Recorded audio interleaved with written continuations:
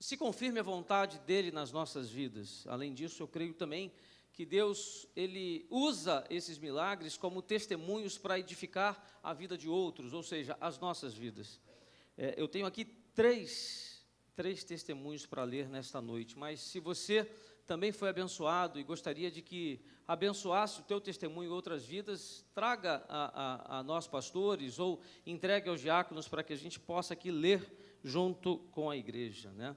Tem uma irmã aqui que entregou a um diácono, mas esqueceu de colocar o seu nome, mas colocou o nome do marido, o esposo Gabriel. Diz assim: boa noite, igreja, venho primeiramente agradecer ao Senhor nosso Deus, e venho dar aqui o meu testemunho do meu esposo Gabriel, pois ele passou 3 anos desempregado. Primeiro Deus colocou ele no deserto e depois realizou milagres, mas como Deus tem o seu tempo, logo ao passar pela grande luta, o Senhor abriu uma porta de emprego e ele ficou 4 anos nesse emprego. Depois ele saiu desta firma e entrou em outra para a honra e glória de Deus. Ele vai fazer lá 5 anos e também já está aposentado. E aos 70 anos continua trabalhando. Glória a Deus. Só temos que agradecer.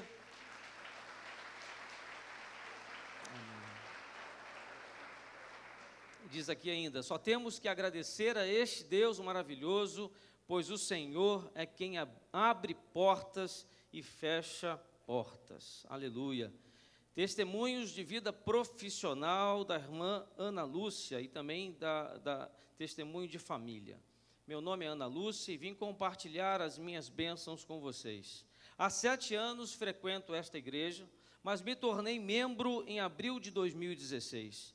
Estava desempregada há 3 anos e comecei a participar das reuniões do Ministério Vida Profissional. E ali fui muitíssimo abençoada. Não só com uma oportunidade de emprego, mas também com amigos que intercederam pela minha vida.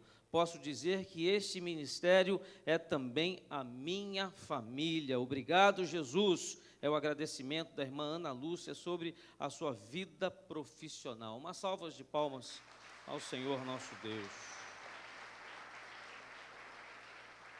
Ela também tem aqui um testemunho de família sobre o casamento dela.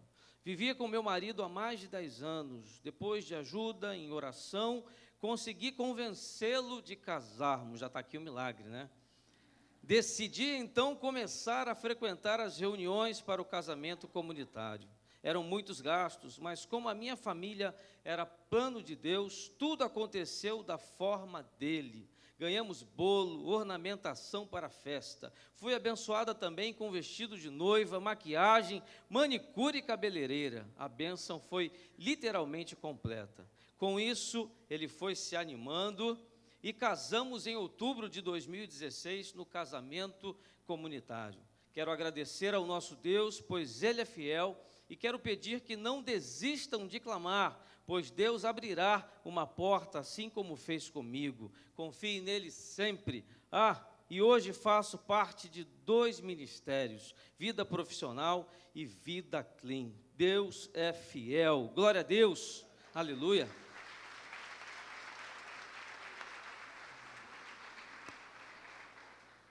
Abra comigo a palavra de Deus em Gênesis, no capítulo 26, versículo 12 em diante, de Gênesis 26.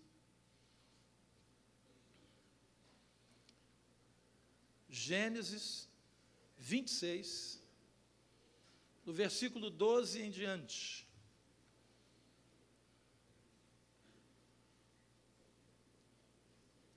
A palavra de Deus diz assim: semeou Isaque naquela terra, e no mesmo ano recolheu 100 por 1, porque o Senhor o abençoava. Enriqueceu-se o homem, prosperou, ficou o quê? Não há nada demais em você ser uma pessoa próspera e ganhar dinheiro, tá? O problema é como você trata o dinheiro. Esse é que é o problema, tá? Então ele era um homem rico. Possuía ovelhas e bois e grande número de servos, de maneira que os filisteus lhe tinham inveja. Isso também acontece, né?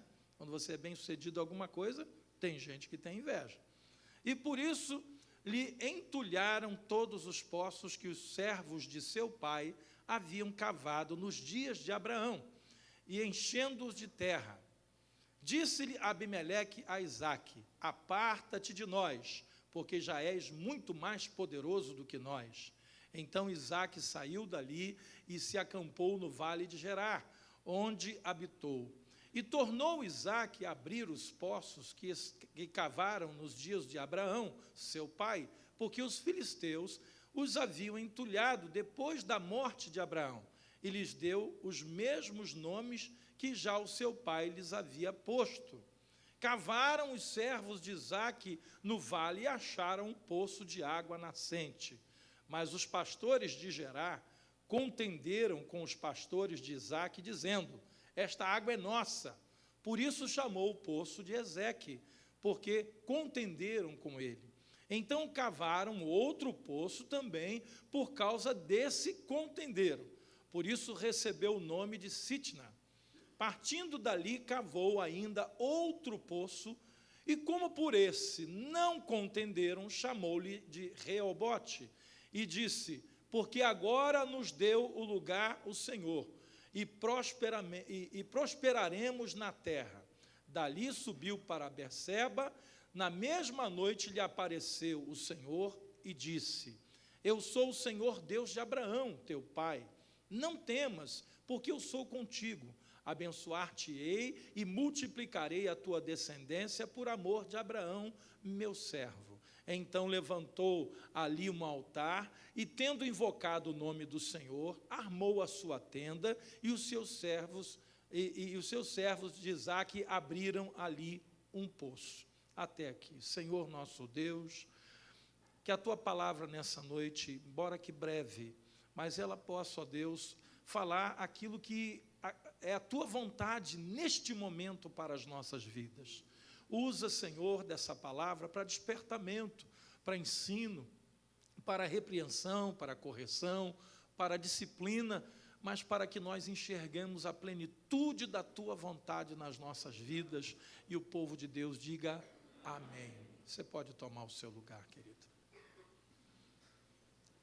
Eu intitulei essa palavra como o segredo da prosperidade profissional de Isaque. O que tinha esse homem, né, que quando ele botava a mão numa terra, ele produzia a 100 por 1. O que havia neste homem, que a quantidade de ovelhas e de bois em grande número, e também de servos, de maneira que os filisteus lhe tinham inveja, porque ele tinha muitos animais e muitos servos. Por que esse homem chegou a esse resultado, né, do seu trabalho? Para que nós herdemos, queridos, as promessas de Deus, não basta apenas modelos. Hoje eu vejo uma igreja, né, e uma sociedade muito preocupada com o modelo, né? Qual é o modelo melhor, né? Qual o modelo que dá mais certo? Qual é o modelo de igreja que cresce? Qual é o modelo de empresa que prospera?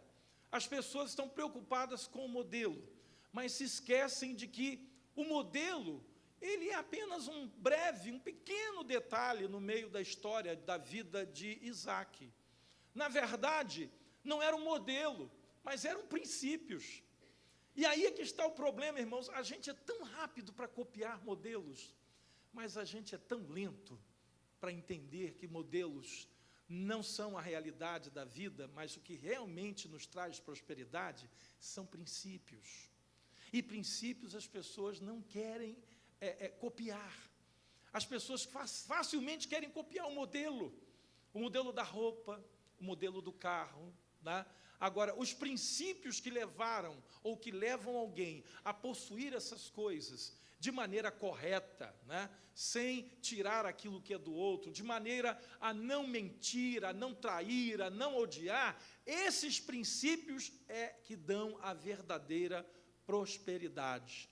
É muito comum, né, a gente ver pessoa copiando os modelos, mas eu nessa noite quero falar dos princípios que regiam a vida de Isaque, porque o segredo do sucesso dele não era o como ele fazia, mas era por que ele fazia as coisas e como ele conseguia vencer no seu dia a dia. Ontem, queridos, eu falei à igreja sobre o conselho de Salomão, né? De tudo que tens a guardar, guarda o teu coração, porque dele procedem as fontes da vida. Você pode ter o modelo que for, mas se o teu coração não estiver legal, não estiver bem, você vai começar a colocar no modelo que tinha tudo para dar certo, algumas coisas que vão atrapalhar o fluir desse modelo. O Senhor Jesus, por exemplo, quando ele caminhava com os seus discípulos, várias vezes ele dava aquela parada, depois de uma parábola, né? E começava ali, lentamente, paulatinamente, gradativamente e pacientemente, a explicar aos discípulos o que significava aquela parábola. E várias vezes ele disse, olha, o maior dentre vós será servo de todos. No mundo não é assim. O modelo do mundo não é esse. O modelo do mundo é que os maiorais exercem autoridade e fazem, acontecem, mas com vocês não vai ser assim. O maior dentre vós se tornará servo de todos. Porque com a medida em que vocês medirem, vocês serão medidos também. Então, nesse momento, Jesus não estava falando de modelo. Ele estava falando de princípios. Queridos, nós como cristãos precisamos entender o que se passava no coração de Jesus quando ele falou essas palavras. O que se passava no coração de Isaac quando ele agiu da maneira que ele agiu diante das dificuldades que ele estava enfrentando.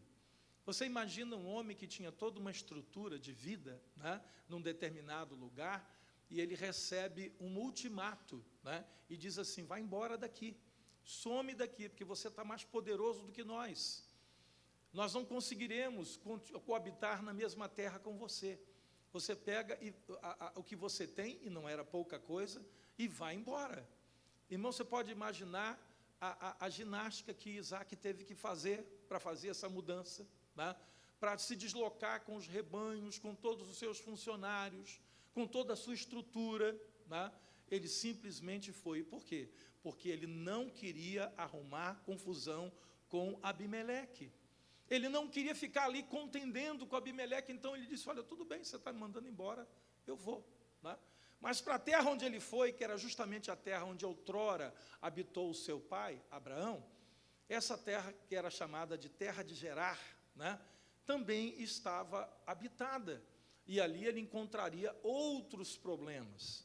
E aí você vê, na narrativa que a gente acabou de ler, Isaac, ele guardava o seu coração de enfrentar, de causar qualquer tipo de contenda, né? Ele era um homem muito parecido com seu pai, né? Você lembra lá da história, né? Abraão disse para Ló, olha, se você vai para lá, eu vou para cá, escolhe o que você quiser, e eu vou ficar com o que sobrar, não tem problema, eu só não posso brigar com você, nós somos parentes chegados, e eu não quero ter contenda com você. Então, olha o coração de Abraão, exatamente igual ao coração de Isaac. E aqui, no texto que nós acabamos de ler, nós vemos que Isaac foi lá, cavou o seu primeiro poço, né? E esse poço que ele cavou, ao cavar, ele colocou um nome chamado Ezeque. Por que Ezeque? Porque Ezeque vinha do verbo, em hebraico, contender, né? Aliás, em hebraico, contender. Por quê? Porque o poço deu contenda. Ele acabou de cavar o poço e os pastores de Gerar, ou seja, naquela região também tinha gente criando animal, né? Simplesmente disseram, esse poço é nosso. Irmão, você imagina, o poço estava ali. Ele fora entulhado pelos filisteus logo depois da morte de Abraão, pai de Isaac. Isaac volta anos mais tarde para aquela terra e o poço estava como, irmãos? Entulhado. Eu vou fazer uma perguntinha para você. Aquele pessoal que estava lá naquela terra, não podia ter cavado aquele poço? Já que ele estava entulhado, eles não podiam tê-lo desentulhado, mas não fizeram. Mas Isaac fez. Queridos, às vezes a gente faz algo que ninguém estava disposto a fazer, todo mundo de braço cruzado. Você vai lá, faz e aquilo dá certo. E alguém que estava lá, bem do lado, quando você fez aquilo tudo, diz assim, você fez, mas é meu. Você fez, mas essa terra é minha. Quando você veio para cá, eu já estava aqui. E foi exatamente isso que fizeram com Isaac. Isaac podia ter dito, não, esse poço quem cavou foi meu pai. Os filisteus entulharam, e eu agora o limpei novamente, eu o desentulhei. Então, se eu tive o trabalho de desentulhá-lo e o poço deu água, esse poço é meu. Irmãos, se eu tivesse feito isso, teria começado a Primeira Guerra Mundial. Mas como Isaac tinha um coração tão confiante no Senhor, ele aprendeu isso com o pai, né? O que ele fez? Tudo bem, se vocês acham que o poço é de vocês, fiquem com o poço, eu vou passar adiante e cavarei outro poço. E foi exatamente isso que ele fez. Ele cavou um segundo poço e colocou o nome de Sitna nesse poço. E Sitna tem um significado também no hebraico, que é inimizade. Ou seja, os homens de Gerar também contenderam com ele por esse poço, tá? E disseram, esse também é nosso. E com certeza ele teria ali uma grande inimizade se ele insistisse em ficar com aquele poço. Ele simplesmente foi adiante, e no terceiro poço que ele cavou, cujo significado do nome Reobote é lugar espaçoso ou lugar amplo, né? Ali não teve contenda. O terceiro não deu problema, não apareceu ninguém reclamando do poço. E ele entendeu o quê? Esse é o lugar que Deus preparou para que eu possa prosperar neste lugar. Ele viu ali, no versículo 23, né? Aliás, no versículo 22, diz assim, partindo dali, cavou ainda outro poço, e como por este não contenderam, chamou-lhe de Reobote e disse, porque agora nos deu lugar o Senhor, e prosperaremos na terra. Ele entendeu, esse é o lugar da minha prosperidade. Esse é o lugar que Deus preparou para mim. Queridos, o que nós precisamos aprender com Isaac é o seguinte, o que é de Deus para a sua vida, ninguém vai tomar. O que é de Deus para a sua vida, você não vai ter que brigar para poder ser dono disso. Se vai dar uma contenda com teu parente, com teu amigo, com teu vizinho, já é um sinal que aquilo ali não é um negócio de Deus. Mas quando é de Deus para a sua vida, aquilo vem e não vai ter contenda, não vai ter briga, não vai ter confusão. Simplesmente você vai entender no teu espírito, na tua alma, no teu coração, você vai entender que Deus está dizendo, esse é o meu lugar para você. Essa é a minha oportunidade para a sua vida. Eu estou falando isso, querido, porque profissionalmente hoje, nós vivemos num mundo de muita competitividade. Não preciso nem dizer isso para você, né? Hoje, cada palmo, cada espaço, cada lugar é conquistado, às vezes, nesse ambiente de competitividade. Mas a competitividade, queridos, ela tem um limite, né? Há coisas que, às vezes, começam a ir para o campo da agressão mesmo, sabe? De um agredir o outro, de um ter que ficar zangado com o outro e tentar apanhar aquilo que é do outro, e a gente vive hoje, em algumas situações profissionais, em verdadeiros pé de guerra. Eu quero dizer para você, queridos, que essa não é a proposta de Deus para as nossas vidas, porque quando Deus nos dá algo, Ele nos dá com paz. Quando Deus nos dá algo, Ele mostra a sua paz. Aliás, quando você lê em Colossenses, né, no capítulo 3, versículo 12, eu vou pedir que você vá comigo a esse texto, de Colossenses 3, capítulo 12.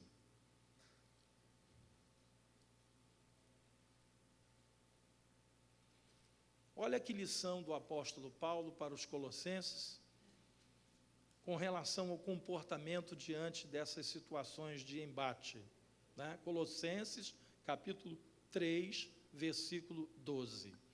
Ele diz o seguinte, virtudes que nós devemos cultivar, né? Revesti-vos, pois, como eleitos de Deus, santos e amados, de ternos afetos e misericórdia, de bondade, de humildade, de mansidão, de longanimidade. Suportai-vos uns aos outros, tá? Às vezes, querido, a gente não consegue amar. Então, quem você não conseguir amar, suporta. tá? Se você suportar ele durante um tempo, você vai passar a amá-lo. O problema é que a gente quer amar antes de suportar, aí não funciona, tá? Suportai-vos uns aos outros, perdoai-vos mutuamente, caso alguém tenha motivo de queixa contra outrem. Assim como o Senhor vos perdoou, assim também perdoai vós. Acima de tudo isto, porém, esteja o amor, que é o vínculo da perfeição. Seja o quê? A paz de Cristo, o árbitro em vosso coração, a qual também fostes chamados em um só corpo, e sede agradecidos.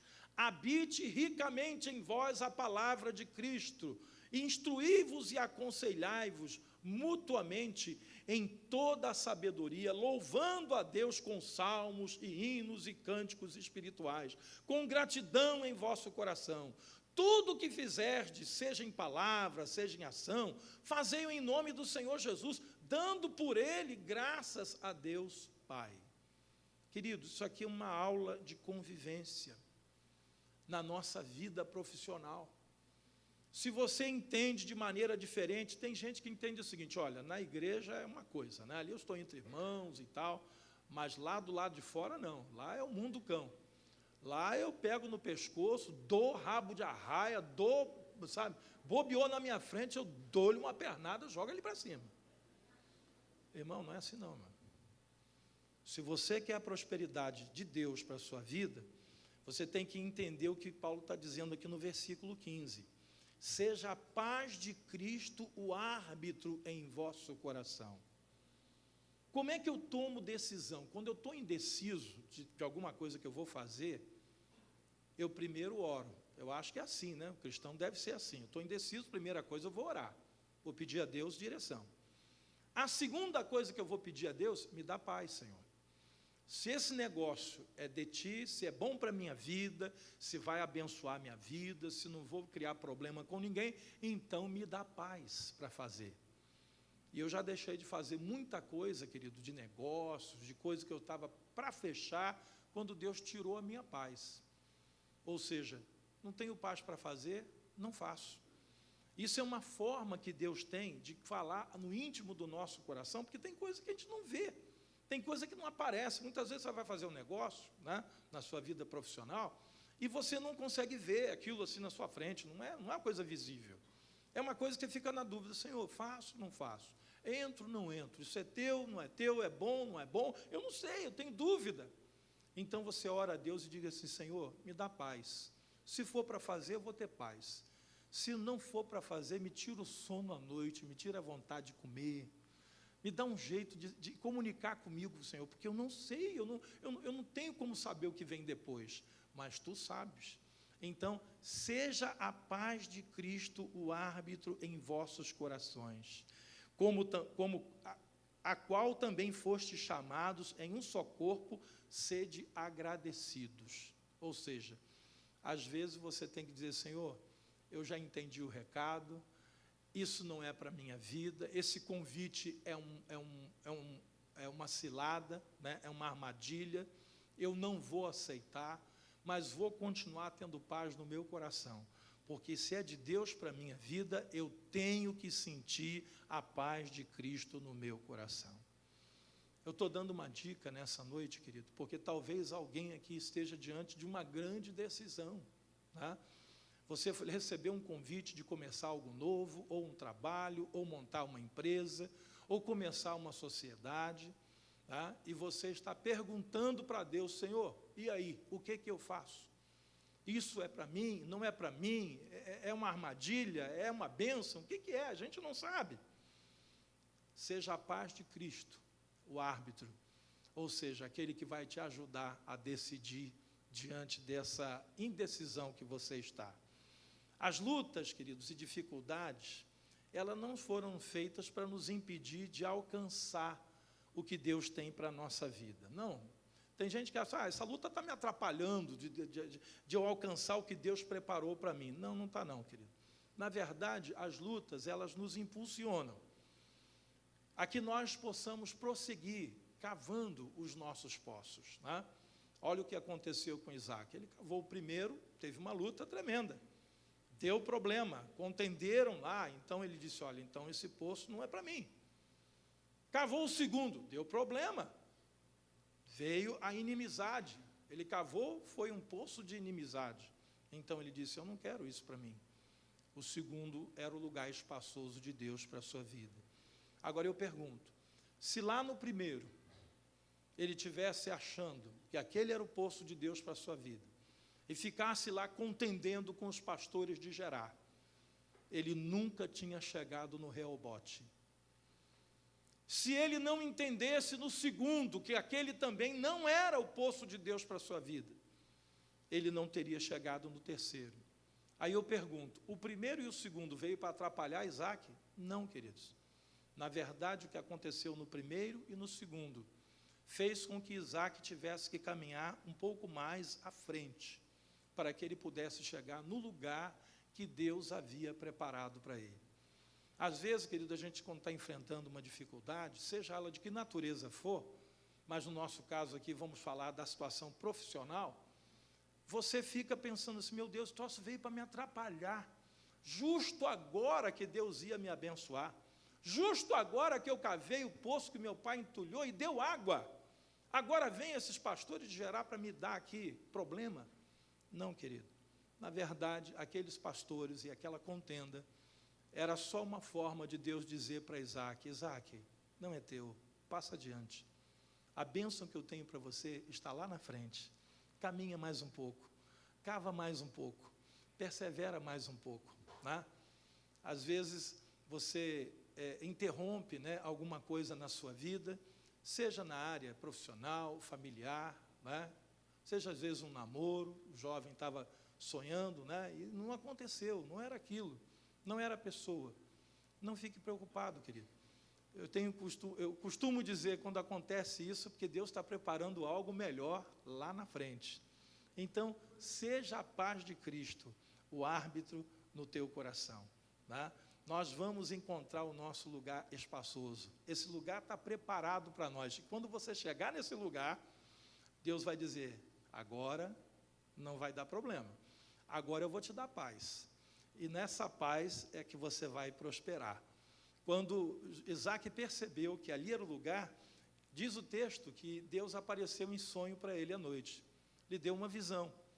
E nessa visão Deus disse, eu sou o Deus de teu pai Abraão. A mesma aliança que eu fiz com teu pai, eu tenho também com você. Eu vou prover na sua vida tudo que eu prometi a Abraão. E repare bem, que nos poços anteriores, Isaac não levantou o altar. Isaac não preparou o lugar de adoração. Mas quando ele encontrou o Reobote, o lugar espaçoso, a primeira coisa que ele fez foi levantar um altar. Aí ele estava fazendo exatamente igual ao pai dele. Abraão fazia isso também. E depois que ele levantou o altar, é que ele foi levantar a tenda dele. Ou seja, quem definia a vida de Isaac não era o poço, irmãos. Às vezes a gente, porque acha um poço, a gente quer logo fazer um altar e uma tenda. Está lembrado de Pedro? Né? Pedro, Tiago e João. Aquela trinca, né, que andava com Jesus para onde ele ia.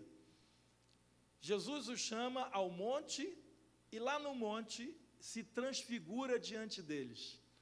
E aparece com, sabe, uma língua que parecia uma espada, seus cabelos, né, brancos como a neve, seus olhos brilhavam como o sol. Ou seja, ele mostrou a sua divindade, né?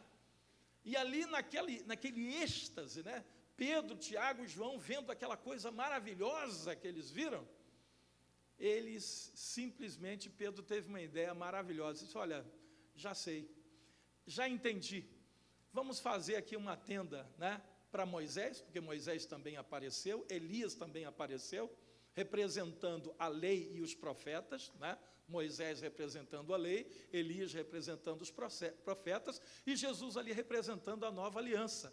Pedro teve uma ideia maravilhosa, vamos fazer uma tenda para cada um de vocês, e vamos ficar aqui, não vamos mais descer desse monte. Irmãos, que coisa doida. Aquilo ali era só um momento. Na verdade, a vitória ainda não havia chegado na sua plenitude. O reobote de Pedro aconteceria mais tarde, quando ele passaria pela dificuldade de negar Jesus, face a face. Quando ele passaria pelo momento mais difícil da sua vida, quando ele chorou, e chorou muito pelo que ele fez. E logo depois, naquele momento em que Jesus voltou e ressuscitou, né, e convidou os discípulos para cear e mandou chamar especialmente a Pedro. Naquele momento, quando Pedro entrou naquela sala, ele era o último naquela sala, no canto lá, como que dizendo, tomara que ele nem me veja aqui, eu estou morto de vergonha. Naquele momento, Jesus chama Pedro e diz para ele, Pedro, você me ama? E pergunta 3 vezes, como você já sabe. Na última vez, ele diz assim, apacenta as minhas ovelhas. Ou seja, não era para a gente ficar lá em cima daquele monte, não, Pedro. O teu reobote é apacentando as minhas ovelhas. Deus já havia falado isso, Jesus havia falado isso com Pedro, lá na beira do mar da Galileia, quando ele disse, Pedro, doravante você não será mais pescador de peixes, mas de homens. Ele não entendeu aquilo que Jesus falou. Quando Jesus falou isso para Pedro, ele não entendeu direito. Mas naquele dia, quando Jesus disse, pela 3ª vez, apacenta as minhas ovelhas, aí Pedro entendeu. Agora ele encontrou o seu reobote. Querido, não se precipite. O poço pode ser maravilhoso. O poço pode dar água da boa, mas pode não ser ainda o teu reobote ali. E Deus lá na frente vai dizer, agora sim você encontrou o seu lugar espaçoso. Então, se você está enfrentando lutas, se talvez aquilo que você fez profissionalmente não deu certo, né? Se talvez por causa do que você estava fazendo houve inveja, você teve que remover-se daquele lugar, não fique preocupado, porque o seu reobote já está nas mãos de Deus e Ele vai revelar para você.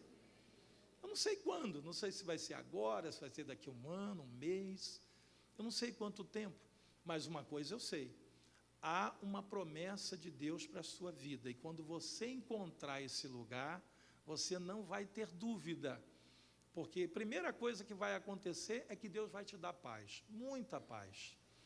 Paz não significa ausência de guerra, tá, queridos? Às vezes pode ter uma guerra ao nosso redor, mas Deus implanta a sua paz dentro do nosso coração, né? Quando Davi dizia, em paz me deito e logo pego no sono, porque só tu, Senhor, me fazes repousar seguro, ele não estava falando de ausência de lutas, ele estava falando de uma paz que o Senhor dava, mesmo quando ele estava sendo perseguido por Saul, que tentava de maneira terrível e diária matá-lo. Então, queridos, que essa paz do Senhor, que excede a todo entendimento, entre no teu coração e seja ela o teu árbitro, né? Seja ela quem vai te ajudar a decidir as coisas que você tem que decidir na sua vida profissional, na sua vida familiar, na sua vida espiritual. Sempre ore assim, Senhor, se é da tua vontade, então me mostra, me dá paz. Se não é da tua vontade, tira a minha paz, porque eu vou entender que isso não é da tua vontade para a minha vida. Que você nessa noite esteja movendo do teu coração as barreiras, né? Lembra que eu falei ontem, né? Não adianta a gente querer o mover de Deus se o nosso coração está bloqueado. Essa semana nós vamos estar colocando projetos diante de Deus, dizendo, Senhor, está aqui estão os meus projetos. Aqui é uma carta de intenção que a gente faz para Deus, mas que não hajam barreiras no teu coração, porque muitas vezes a promessa de Deus está diante de você, mas há uma barreira no teu coração e você não consegue enxergar, e nem consegue tocar naquilo que Deus preparou para você. Então, que essa semana, haja o que houver, mas você remova as barreiras do teu coração, porque em nome de Jesus, o teu reobote está chegando. O coração de Isaac, irmãos, estava limpo, né? A gente vê, pelo que aconteceu anteriormente, que ele era um homem de coração puro. Ele não estava ali para ter contenda com ninguém, dava problema, ele passava adiante. Tá? Ele só parou quando ele sentiu que ali era o lugar que Deus havia preparado para ele. E é o que nós vamos fazer agora. Senhor, remove as barreiras do nosso coração, para que o nosso Reobote, né, possa estar diante de nós e nós possamos enxergá-lo e tomar posse dele. Não tente tomar posse de alguma coisa que não é de Deus para a sua vida, porque se você tentar, vai ser contenda e vai ser inimizade. Se está gerando contenda, querido, se está gerando inimizade, isso não é de Deus para a sua vida.